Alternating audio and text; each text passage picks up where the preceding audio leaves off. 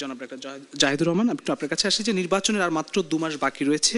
সেক্ষেত্রে 4 দিনে 47টি রাজনৈতিক দলের সঙ্গে নির্বাচন কমিশন রাজনৈতিক দলগুলোর সঙ্গে বৈঠক করলো। এই সংলাপে অসঙ্গতিগুলো আসলে কি উঠে এলো? আপনি যদিও নির্বাচন কমিশনে যে সংস্কার কমিশনে আপনি ছিলেন, ফেব্রুয়ারিতে নির্বাচনের মাধ্যমে নতুন বাংলাদেশের পথে যাত্রা করার কথা বলেছেন প্রধান উপদেষ্টা। সেই পথে সরকার কতটুকু এগোতে পারলো? রাজনৈতিক দলগুলোর দাবির মাঠ থেকে নির্বাচনের মাঠে ফিরছে বলে মনে হচ্ছে কিনা? ধন্যবাদ। আমি খুব সহজ দেখছি না। আমরা নির্বাচনে যাব, নির্বাচন ছাড়া কোনো অল্টারনেটিভ নেই, কোনো সন্দেহ নেই। কিন্তু আমাদের সব সংকট শেষ হয়ে গেছে, আমার কাছে ঠিক তেমনটাও মনে হয় না। আর কেন মনে হয় না, আগে আমি ওই নির্বাচন কমিশনের সাথে দলের বৈঠকের আগে বলছি, এখন আদেশ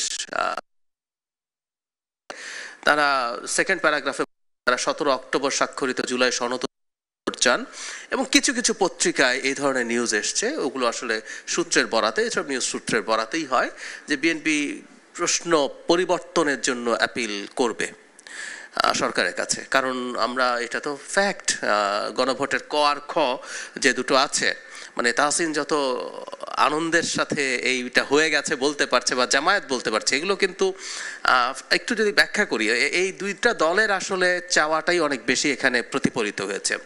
মানে তাহসিনদের শেষ পর্যন্ত চাওয়া ছিল এটা রাষ্ট্রপতি নন, প্রধান উপদেষ্টা এই আদেশটা জারি করবেন।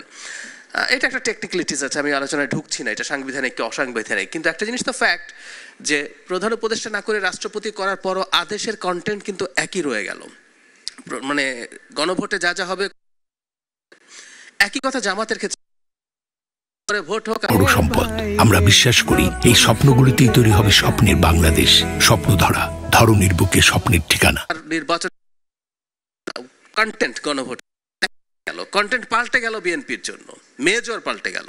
বিএনপির প্রধানতম গুলো, এগুলোকে নোট অফ ডিসেন্ট থেকে বের কর খতে নিয়ে আসা হলো। তত্ত্বাবধায়ক সরকারের গঠনের একটা পর্যায়ে কমিশন সবগুলো এবং আপার হাউসের পিআর বের করে নিয়ে আসা হলো। সো এই গণভোটটা বিএনপির ইটস এ ডিফারেন্ট ডিবেট, কিন্তু বিএনপি মেজর কনফ্লিক্ট হয়েছে। সো এই গণভোটে বিএনপিকে একটা সান্ত্বনা পুরস্কার দেওয়া হয়েছে, সেটা হচ্ছে নির্বাচনের দিন হবে। কারণ আমি একজন অবজারভার হিসেবে মনে করি আগে হোক বা নির্বাচনের দিন হোক একই। ইনফ্যাক্ট নভেম্বরে যে জামাত বলছে খুবই টাফ হবে, এটারও কোনো অর্থ নেই। কারণ হচ্ছে এখানে সাংবিধানিক সংস্কারগুলো আলটিমেটলি পরবর্তী সংসদেই হতে হবে, সেটা নভেম্বরে হোক আর। তো আমি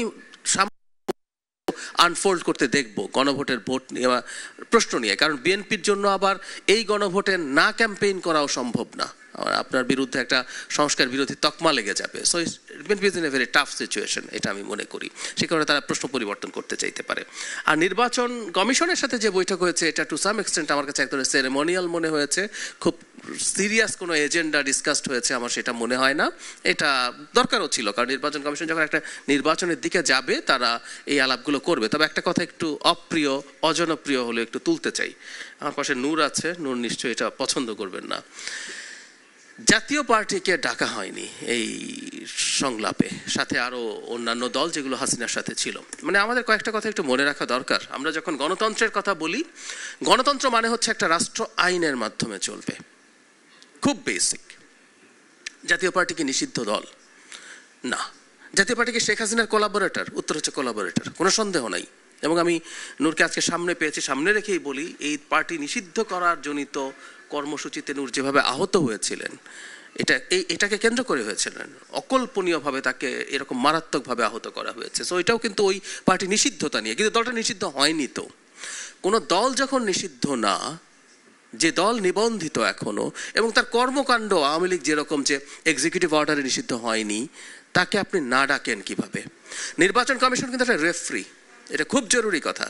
রেফারি কিন্তু অনুরাগ বিরাগের বশবর্তী হয়ে চলবে না। নূরের আবেগ থাকতে পারে, আমাদেরও আবেগ থাকতে পারে, কিন্তু আমি যদি কোনো একদিন ওই চেয়ারে গিয়ে বসি, আপনি যদি কোনো একদিন ওই চেয়ারে গিয়ে বসেন, আপনি জাস্ট আইন এবং বিধিবিধান ফলো করবেন। আমি মনে করি এই প্রসঙ্গে যে নির্বাচন কমিশন একটা বিতর্কিত কাজ করেছে। আর একটা কথা বলে রাখা খুব জরুরি, গণতন্ত্র মানে হচ্ছে সেটাই যেখানে আপনার আমার পছন্দের মতো সব কিছু হবে না। তারপরও সেটার সাথে সহাবস্থান করা, সেটাকে মেনে নেওয়া। নূরদের কথা যদি বলি যে তারা চান জাতীয় পার্টি নিষিদ্ধ হোক, কিন্তু যতক্ষণ নিষিদ্ধ হয়নি তার সব রাজনৈতিক অধিকার প্রিজার্ভ থাকা দরকার। সে একই সাথে তারা তাদের এটার বিরুদ্ধে লড়াইটাও নিশ্চয়ই চালিয়ে যাবেন, যেহেতু তাদের নিজস্ব এজেন্ডা আছে এবং তাদের বক্তব্যের মধ্যে খুব ভুল আছে, আমি তাও বলছি না।